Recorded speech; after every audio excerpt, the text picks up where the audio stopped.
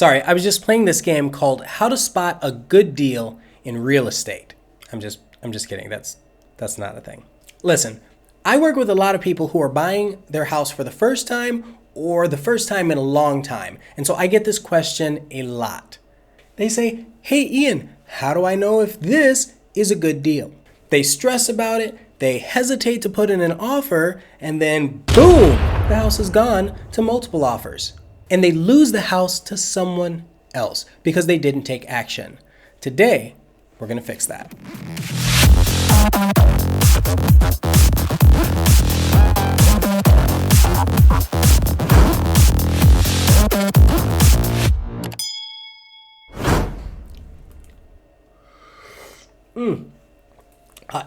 I drink a lot of coffee, and so I've been doing this thing lately where I switch to tea after my first cup of coffee. So if I have a huge cup of coffee, then I deserve a huge cup of tea.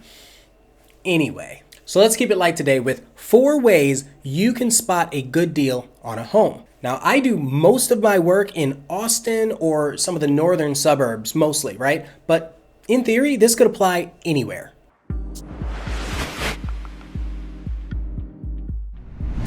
Realtors, appraisers, and keyboard investigators call these comps. It stands for comparables or comparables or however you want to say it. But it's the idea that you take a house that is a subject property and you compare it to other similar properties around it. Usually you do this when you're looking to buy or sell. Finding comps can be tricky though, because in some areas houses don't sell as fast or people will pay a ridiculous amount for a home that isn't worth it. But we'll talk about that one a little bit later. That's the type of thing that happens here all the time. What you want to do is take a subsection of a neighborhood or a subdivision and then look at all the houses in that area in order to compare and find the most similar. You really only want to look at the houses that have been sold in the last 90 days. And sometimes you can include pending properties because they're houses that someone wants to buy, is trying to buy, they just haven't closed yet. But here's the issue with pending houses. You know that they're being sold, but you don't know at what price they're being sold at. So that's why it's tricky. You only know that it is being sold and that someone is in the middle of buying it. Since this isn't really a class for comps, I just wanted to get some information out there. If you do want to know more about comps or how to find them or anything like that, leave a message in the comments below and I'll try to get to it. So now what you want to do is take the top comps, so let's say the top 5, and you figure out what their price per square foot is. Then you average that out, and if you find out that, let's say the middle is 2.5 per square foot, and you find one that's 2 per square foot or 1.5 per square foot, then you might be getting a good deal.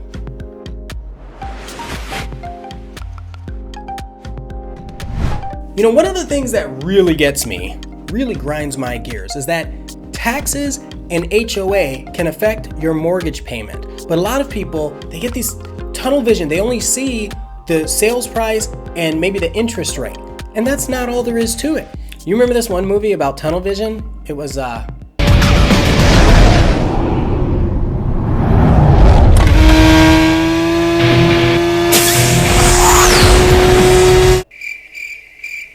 So if you do end up looking at multiple houses that are kind of in the same price range, if you pay attention to what the mortgage payment is for that house, then that could completely change if it fits in your budget. And in order to get this number, you kind of need to talk to a lender because they're going to be able to tell you all the details behind why your payment is this amount. And so if you need a lender, send me a message on any of my social media and I will make sure to connect you with one of them. So here's an example of how it works. You have house A for $350,000, you have house B for $350,000. The difference between A and B though is that your mortgage payment on this one is $2,500 and your mortgage payment on this one is $3,000, and the only difference is that your HOA and taxes on this side increase your mortgage payment. So maybe you can decide from there if one's a better deal than the other.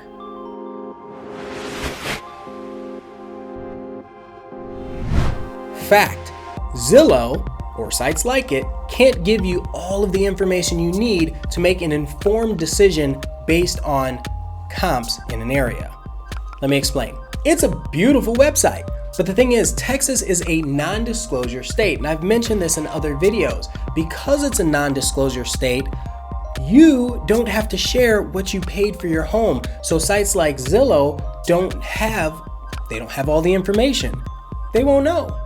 And understanding how the information works is important because basically a lot of it is a guesstimation. Anyone can list their home on Zillow for an absurd amount. And let's say it sells or they market as sold. Now that completely skews the data. Now let's say a licensed Texas appraiser is going and looking at all these houses in the neighborhood. They're not going to compare against that house that was sold on Zillow because it's not official.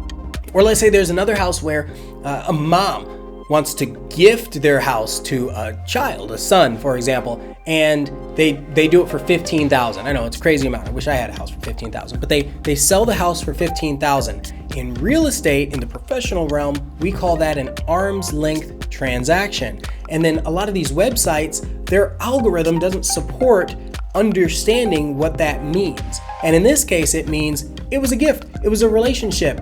It would skew the data if you included it, but these sites don't know not to include it. All of this just to say, check your source of information. And if you're curious, you can get a realtor, broker, appraiser, or someone that's in the space to just give you a real local idea, someone who knows the market of what it is you should be comparing to your home. And if you're using official MLS data, then that could let you know the difference between spotting a pretty bad deal or a good deal.